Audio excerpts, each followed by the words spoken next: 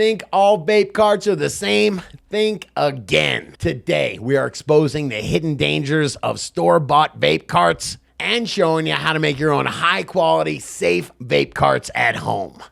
Hey, but before we do, today's video is brought to you by Real Growers Recharge. If you want stronger, healthier plants, if you want bigger roots for better fruits, you gotta check out Real Growers Recharge. It's like an instant compost tea that holds more nutrients at your root zone, breaks those nutrients down, and makes them more plant available, getting more of your nutrients into your plants. Find out more about Recharge over at realgrowers.com. And while you're there, use coupon code Scotty420 to get 20% off your first order.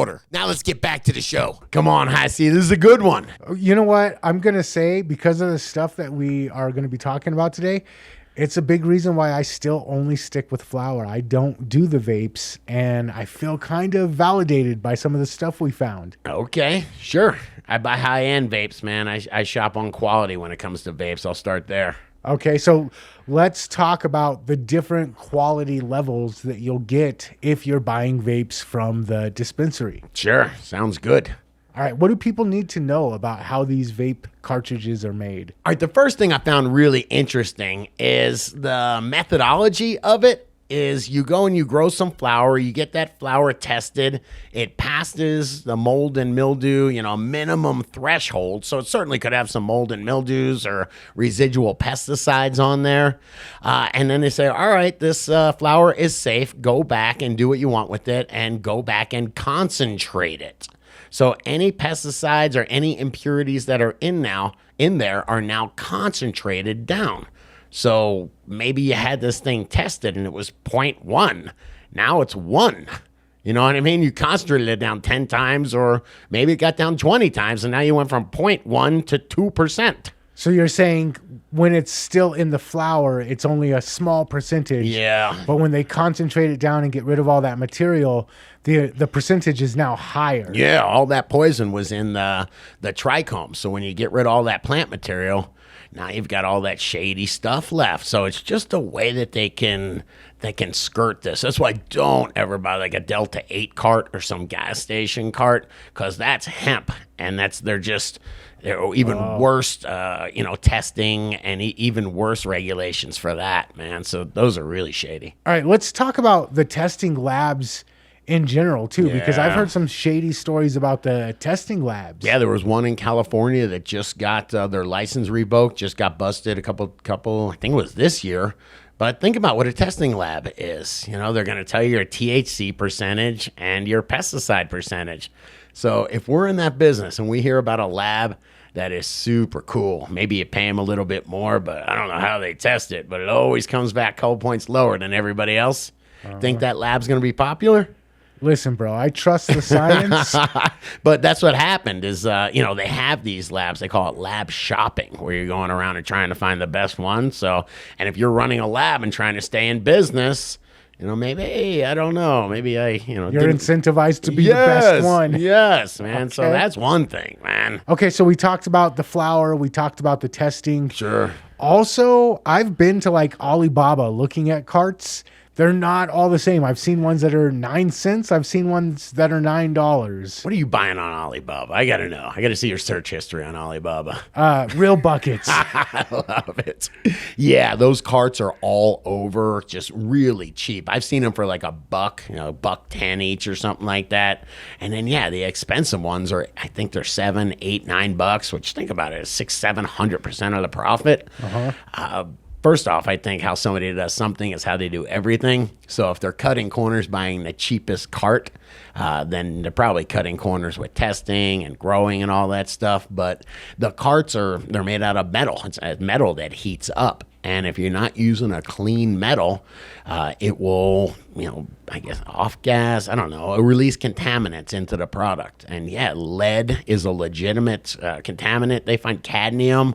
All these are things when you're mining, wherever in China, when they're mining these metals, they can clean them up to a point where it can be used in, most normal things. You want to make a pen out of it or whatever.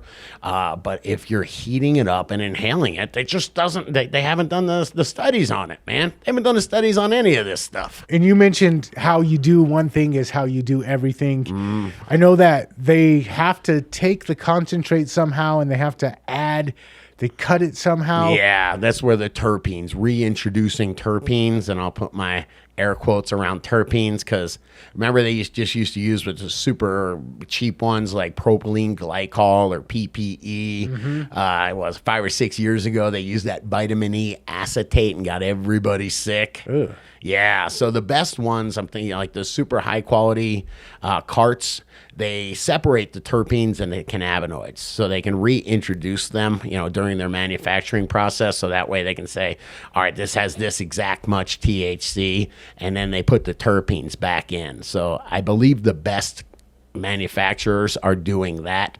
Then there's a step lower is buying terpenes. You can buy cannabis derived terpenes. You can buy food grade terpenes. And think about it, the cannabis derived terpenes are coming off that tested cannabis, should be pretty clean.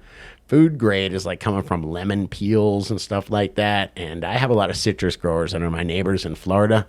They spray nasty chemicals from airplanes, man. So yeah, I don't necessarily want to be concentrating terpenes from citrus peels. Like I said, it's food grade. The difference between food grade and medical grade and pharmacopoeia grade, we want to be up in those top ones, man. We're using this as medicine.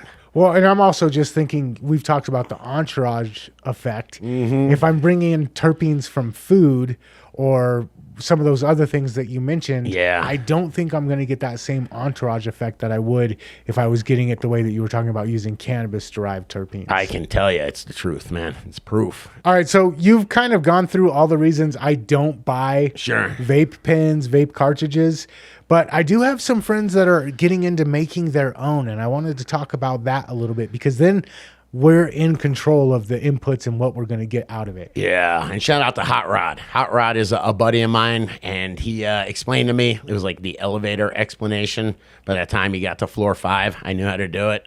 But no, he just gave me the very basics of it, and I can explain what I know about it to y'all. All right, let's talk about it. You got to break that THCA carboxyl group off it, and it's just heating it up. I thought it was 165 degrees, but don't quote me on that, man.